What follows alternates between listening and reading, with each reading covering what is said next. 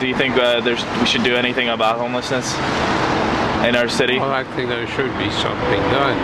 I don't know what. I mean, it's a huge plight. I think it's a vicious cycle. A lot of homeless people out here. A lot of people are veterans. There's a lot of homeless people out here, but I think they should, people should walk past, help them out. I think that the stigma that goes along with it helps perpetuate that cycle. Do you guys think that there's not enough being done right now to possibly eradicate it, you know? No, not at all. There's no funding for it to make, any changes, any significant changes. They need to have skills to get back into life. It's not just about like it's not a temporary thing. Right. There's not enough being done about mental illness. I mean, I'm sure a lot of it has to do with, why people are homeless. It's really hard to gauge. There definitely needs to be a better system put in place to help out people in need. I feel like it's a more of a mental issue than it is about money or jobs or working and something like that. They have to go to shelters which will help them build skills to lead independent lives. It's everybody's problem. It's not just the homeless people's problem, and people can't just sweep it under the rug and don't pretend like it doesn't exist.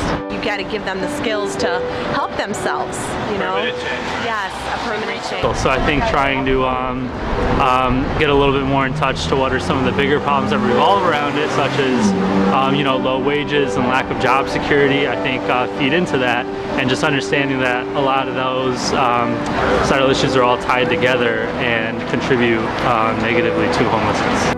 I think those people should have assistance as far as helping them with job placement, helping them with food, helping them find somewhere to live. Everybody's in need, you know what I'm saying? So as y'all see these people walk past us and they have the signs out, can y'all please help the people out? Why did we pick the subject? It's a good question. I think all of us have a connection to the root of the issue, to homelessness and poverty. We all have different stories and different motives behind it. Personally, I came up with the concept to help people who need help. It will help us understand poverty and homelessness so other people can understand it better as well.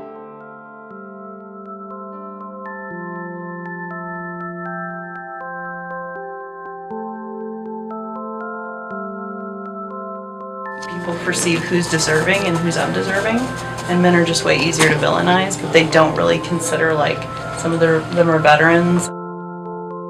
We're not funding it adequately, and we have a system that's remarkably bureaucratic and difficult to implement, and we're way too slow.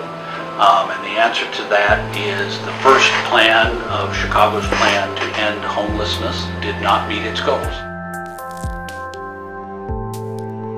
This gentleman's name is Reggie Wilburn. He's 42, and he was actually featured here in an article by the New York Times.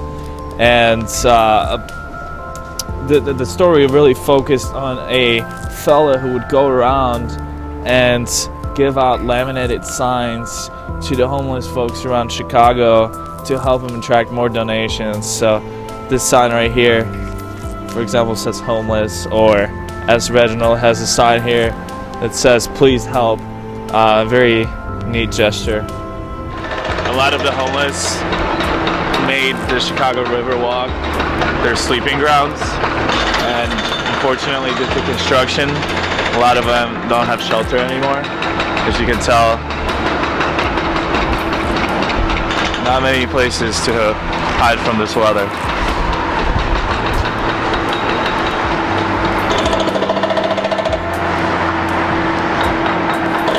My name is Terrence Marshall, was 49 years old.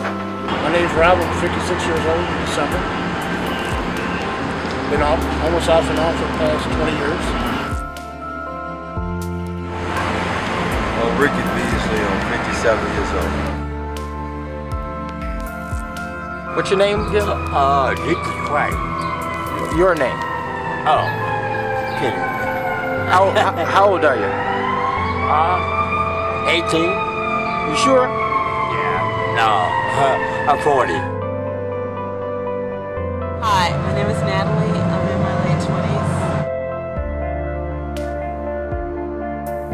My name is Kenny.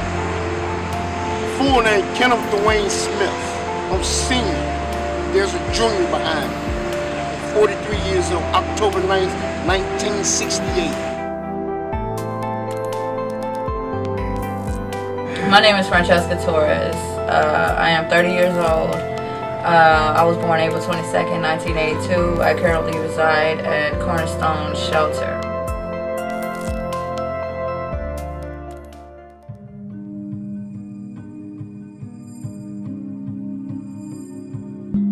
One of the biggest problems with the homeless is a misunderstanding of what the profile looks like. I think homeless people are homeless because they kind of want to be homeless. And I think homelessness is a choice. It's something that you decide. I mean, maybe subconsciously, but it's something that you decide. You know, you don't have to be homeless. Honestly, I think there's more people out there that aren't trying to better themselves and would rather just live off of assistance. It's like they don't want the everyday responsibilities. Like they sit down and they get cups and stuff like that, and people give them money every day.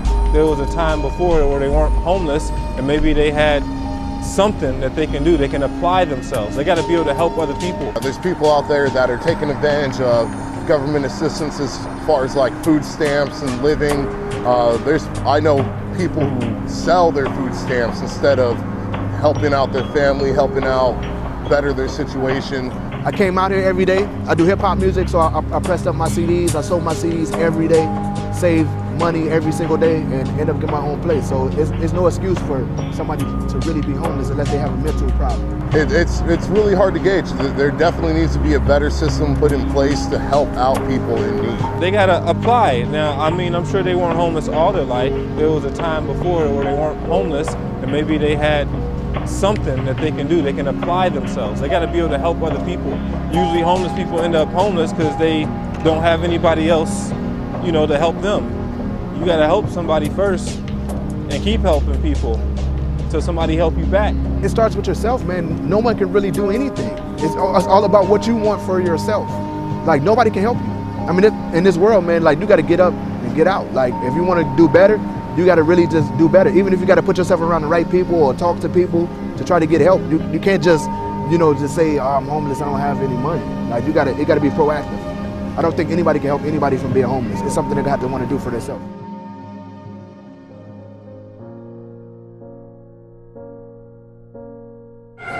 Now, why you out here today?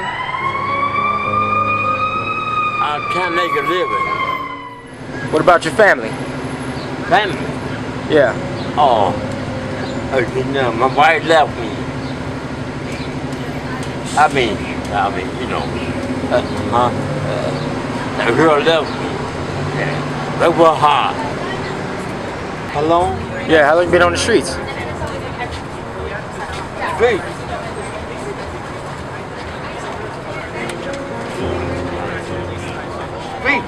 Yeah.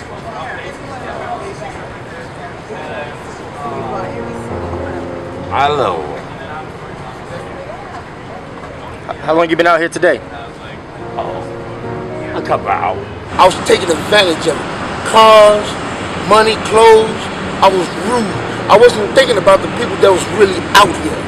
That's why I'm back out here.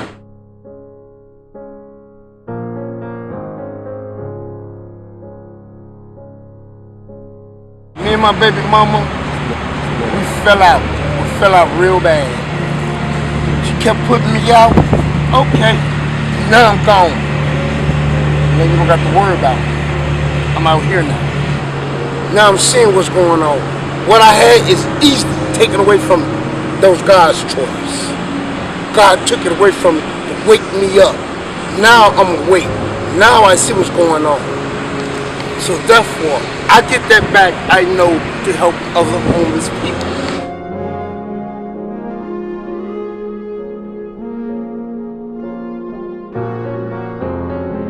My particular case, I was like a victim of, like a carjacking, where I was, shot, went in the right arm, and I, kind of lost my job due to medical reasons.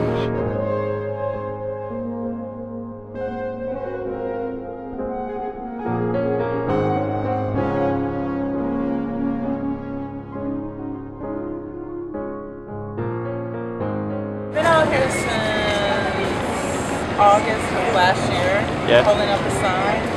I've been technically homeless since 2009. I lost like 2 jobs. And then I was doing medical studies, taste food studies, to supplement my income. And those dried up.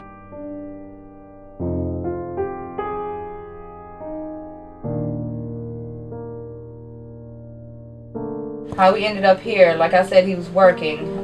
He had got laid off, and they were laying people off because the company was shutting down. So all I had was my Social Security. Mine wasn't enough to pay the rent and take care of 4 kids, and we ended up here. Yeah, with 1 income. I still receive Social Security, but it's not enough for rent and 4 kids.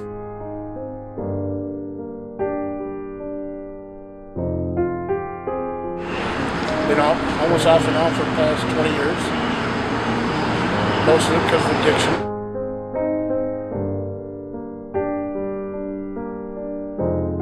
7-Eleven, get a hotel, try to get about a week, about a night, whatever I make, how I can afford it. I've had a good life. I've been down, and now I'm just trying to survive.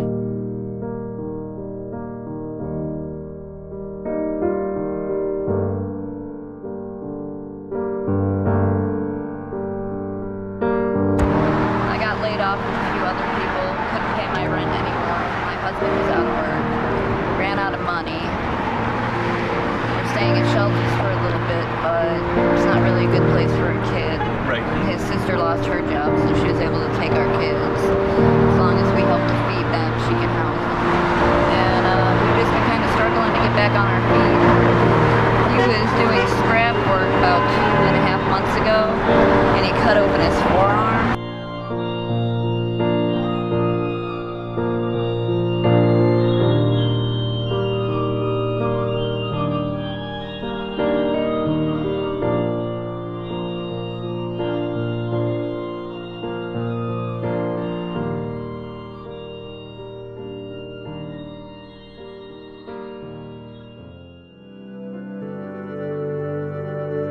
It's roughly estimated between 80 and 90% are one of two profiles.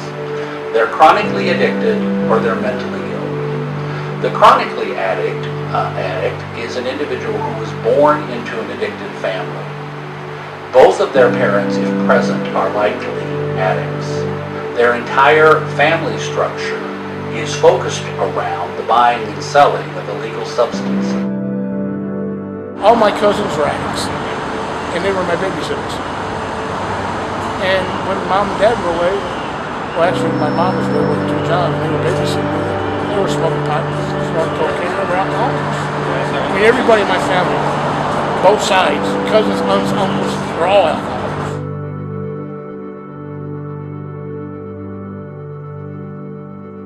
I mean, for a long time, I was a functional addict. I mean, I did body work for a living. I did maintenance for Goodwill at Monarch Laundry in South Bend, which is where I'm from. You know, I had good jobs. I made good money. You know, it wasn't until I started going crack. The mentally ill is very easy. 20 years ago, we deinstitutionalized the mentally ill in the United States. We closed down the mental health institutions. And when we did that, where did those people go? And the answer is to the street. So the mentally ill are simply the people that would have been in mentally ill homeless are those who would have been in institutions 20 years ago.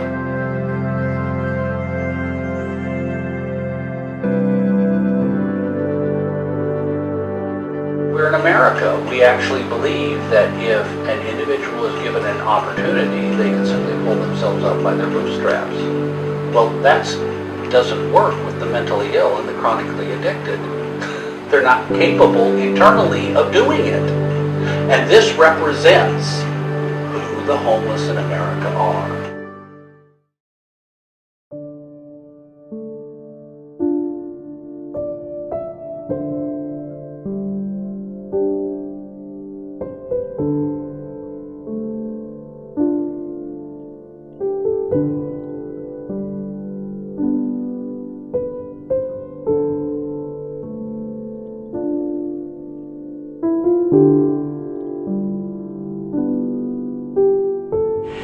I don't want to be out here because I know what's out there.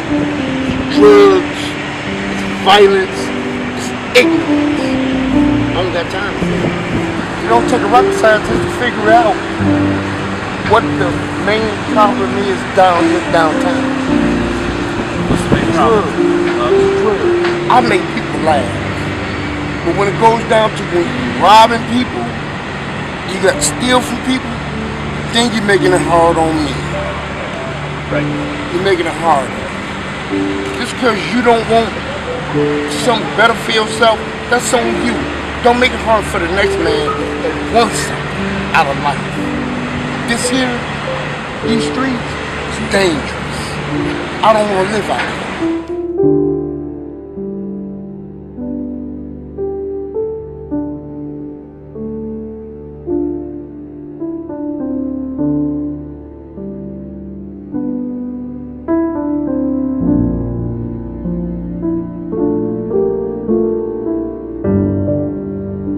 I've never seen this in the orphanage.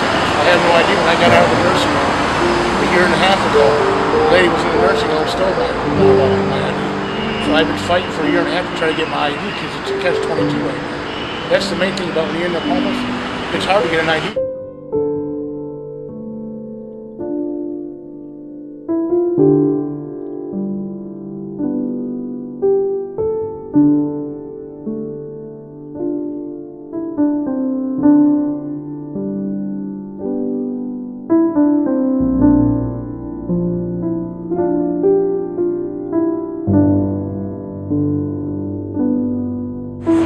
Tough, yeah, man. It's real tough, but also it's strength. You know what I'm saying? Like right now, I'm like 3 weeks, a little 3 weeks in my own life. The dude, both of the guys were choking while I was asleep, and then the other guy said, "That ain't him. That ain't even him. That's the wrong guy."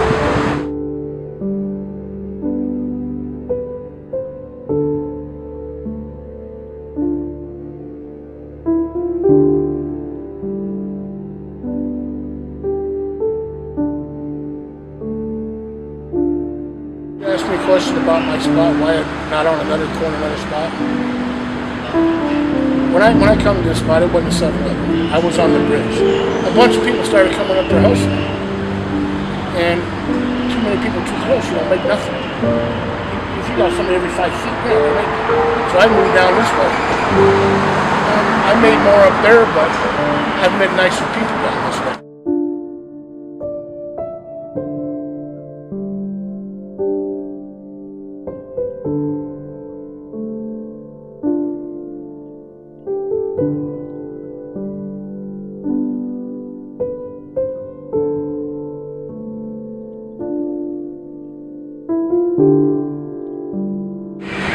My dreams have been shattered. My jaw's broke. I have brain damage from a guy off these streets. I never knew what hit me. From what I understand, he broke my jaw with a 2x4. Right here, screws and plate. Still see the swelling.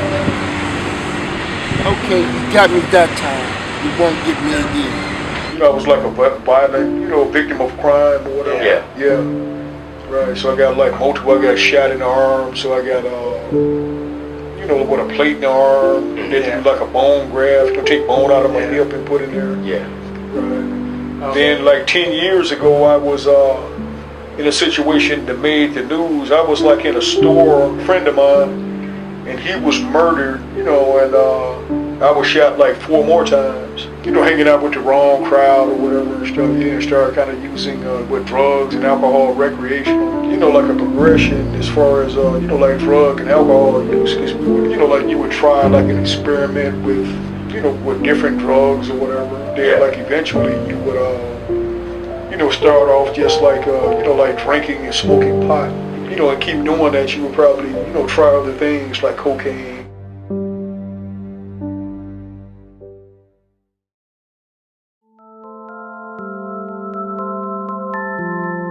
So my opinion on homelessness is I came from that. I was 16 years old. I lived on the streets in Denver for 2 years. What I experienced was no one wanting to talk to me, no one wanting to associate with me like I was a second-class citizen, like I wasn't good enough for the rest of the world, you know?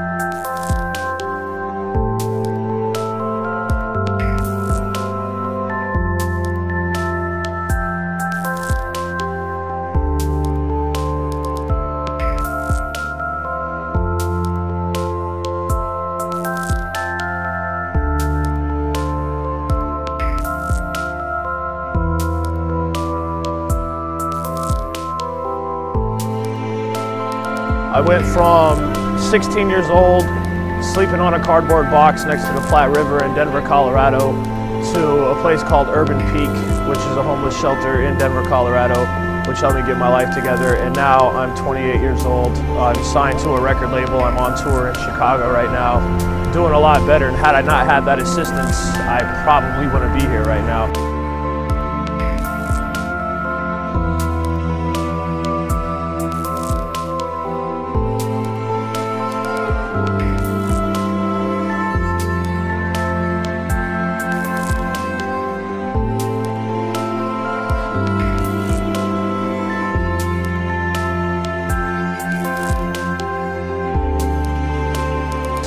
Really, and what helped me come up out of that was living at a youth homeless shelter where they provided a place for me to stay, assistance in getting sober, education. I stayed there for within a week I had a GED, you know, and that's really what it comes down to for me is education. Education is what can empower someone and make them feel like they actually have an opportunity in the world.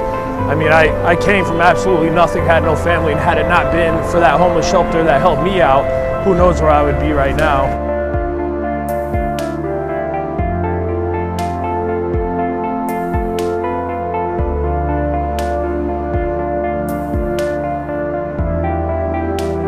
I think that a huge problem with it is, with homelessness, is people get lost in despair and they feel like the way society views you, that was how it was for me, the way that society perceives you is just a bum, and you start feeling that inside yourself. So if you have programs around you that can help you shower and shave, put on clean clothes, and just look presentable at a job, that is where the empowerment comes from. It's a sense of self-worth is what I would say.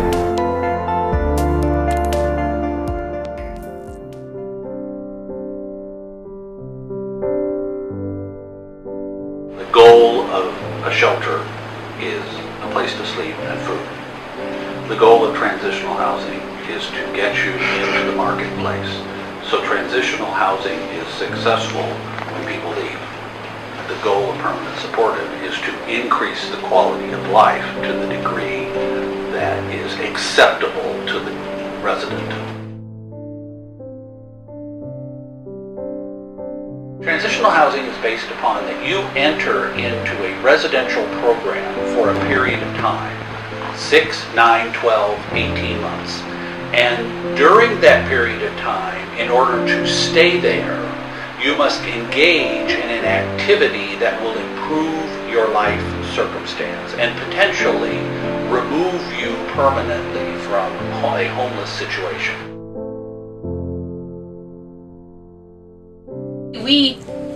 The city's thing was 120 days. That's interim housing is 120 days. In reality, people stay here probably more like 3 to 6 months than 4 months. And finally, the city sort of recognized that and used the 180 days. But by 180 days, that's 6 months. They really want you to be successful.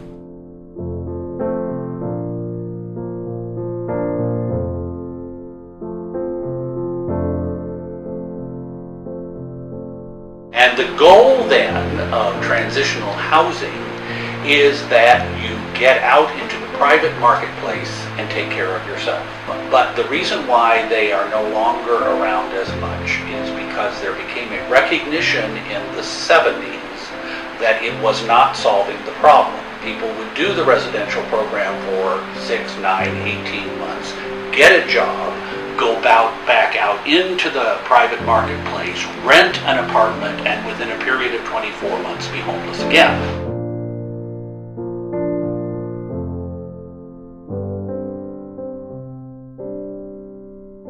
The traditional shelter is this model. You go in the afternoon, they feed you, they then talk to you or preach to you, as the case may be. You go to a room where there are bunk beds, lots of people in the same room, and you sleep. You then get up and you leave.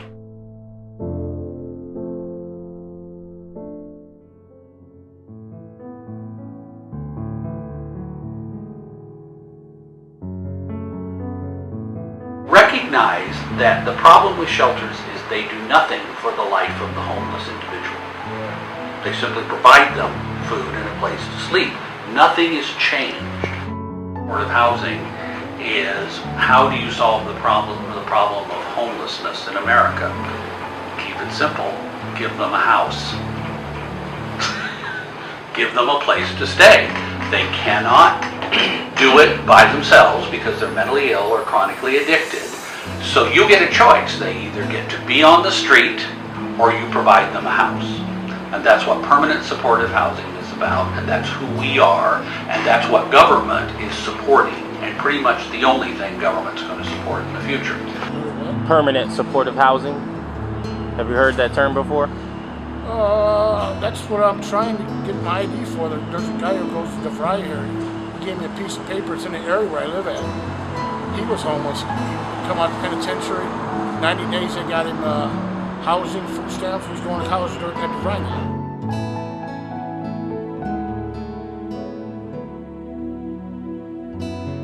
Really like what a blessing to be here. Like you say, this is like what a safe, nurturing, drug-free environment. And the staff around here like really cares about the like individual.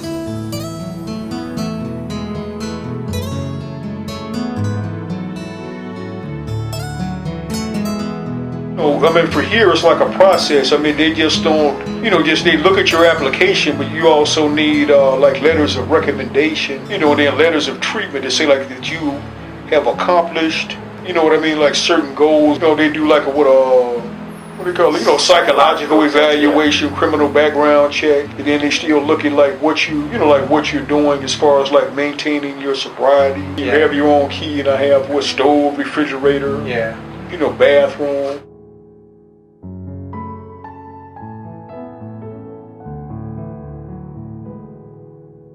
And when agencies center all their attention on the permanent supportive housing, which we should, there is less and less, and I think the city's trying to get away from the emergency, thing, because we should put everybody in permanent support. I totally believe that, but on a realistic, everyday basis, you have people who haven't gone through the interview process to get in, and there's no room for them in the permanent supportive place yet. So what are you going to do with these people? You have to have some sort of a emergency type shelter.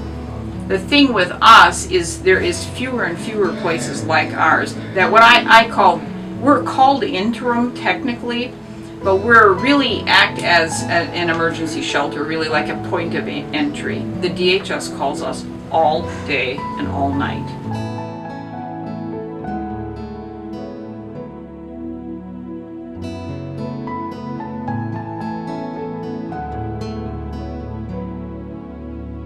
A gentleman who was homeless in Denver for a year.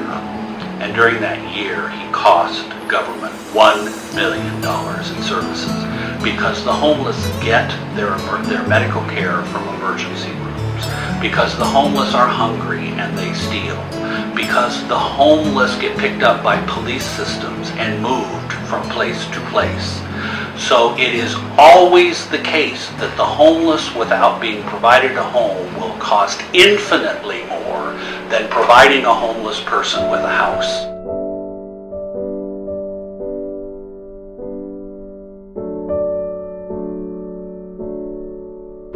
Well, I think that Chicago as a whole has come out and done the best they can thus far. But we cannot allow or rely on the public officials and our government to do what God has called each and every one of us and mandated each and every one of us to do.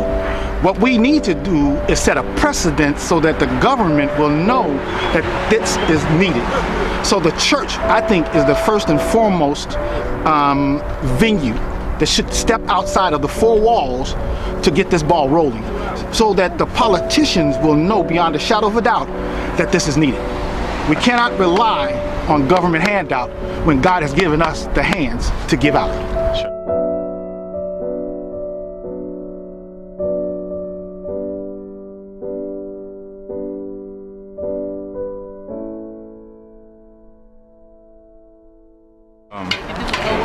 These people, what they're doing a good thing. They're helping out people who need help in any way possible. They devote their time and their patience to helping people out any chance they get to, and really be taken advantage of and really be thankful. And I work every day. I work real hard every day. I got multiple jobs, and this is only temporary. So this is good as a nice hand to help me get back on my feet.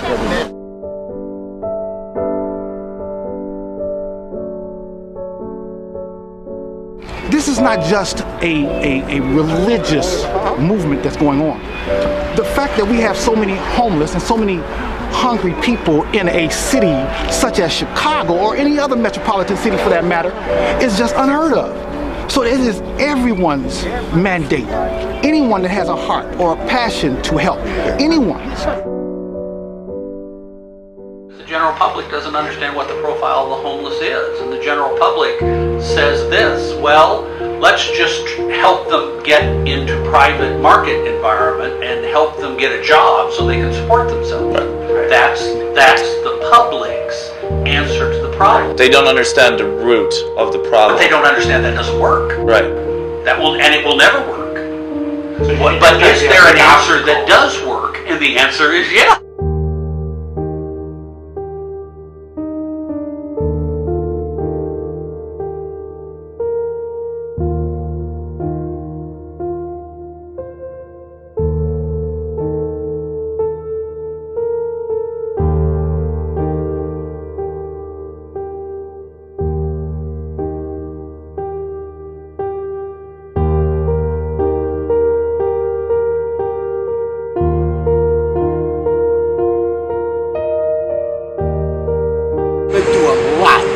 I've been through abuse, been through sexual abuse, but I still pull myself back together. I was sitting on a corner one day watching the wells. I looked up and I asked God, I said, God, I'm tired of being homeless. In the bed, right? And then he walked up to me and said, hello, Tommy. The Lord told me to give it to you. What did he give you? A chance. Did that help you out? Yeah.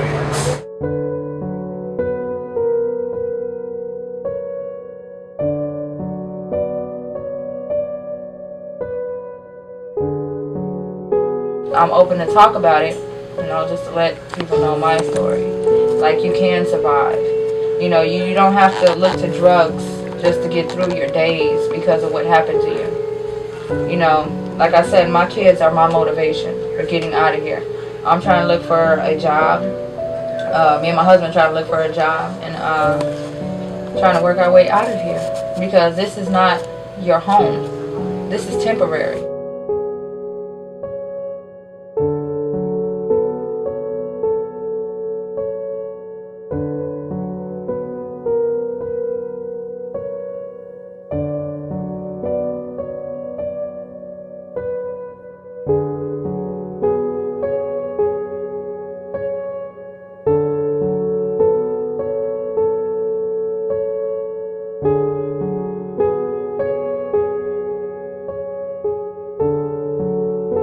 And you know, a lot of guys that are homeless out here, they don't want people.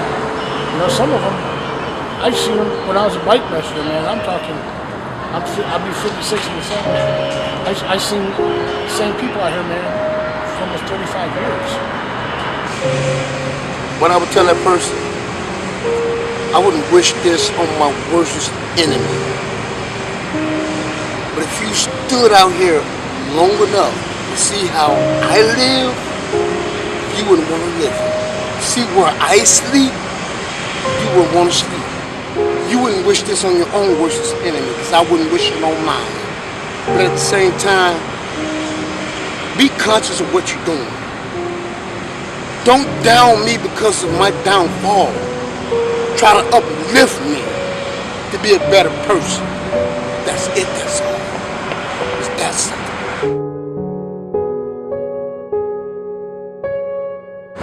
Well, the religious groups go around, like they just came around a little while ago, and what they did is they bring like food.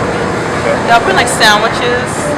They'll bring t-shirts, socks. You can always use socks, t-shirts.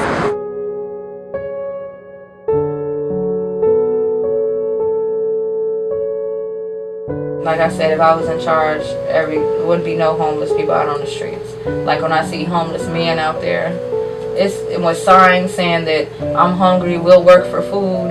It's so sad because now I know how it feels to be homeless. I've never once talked about homeless people. Oh no, I always gave money.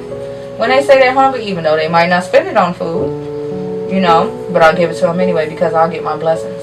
It's all about change, really. It comes from the heart. When we grow up, you know, it's always about, you know, pushing somebody out of the way to be first and whatnot. You know, to always be better than someone, in which that is the case, but it's like to better ourselves as well.